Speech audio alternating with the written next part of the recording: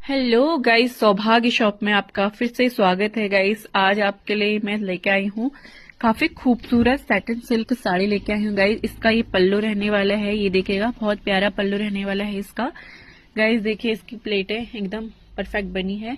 बाकी ये साड़ी रहने वाली है, साड़ी पूरी सेल्फ प्रिंट में रहने वाली है गाइस। देखिए सेल्फ प्रिंट में रहने वाली है साड़ी, काफी अच्छी साड़ी, स्मूथ साड़ी रहने वाली है गाइस। ये देखिएगा जिसको भी ये साड़ी चाहिए आपको सौभाग्य शॉप में आके विजिट कर सकते हैं या दिए गए नंबर पे व्हाट्सअप कर सकते हैं गाइस। शादी सीजन चल रहा है, ये देखिए ये मेहंदी के लिए आपको सबसे बेस्ट रहने वाली है साड़ी। ये देखिए बहुत खूबसूरत रहने वाली है साड़ी। ये देखिए कलर चार्ट की बात करें तो इसमें 2-3 ही कलर रह गए गाइस। बाकी इसका वीडियो बनाने से पहले ही कलर निकल चुके हैं।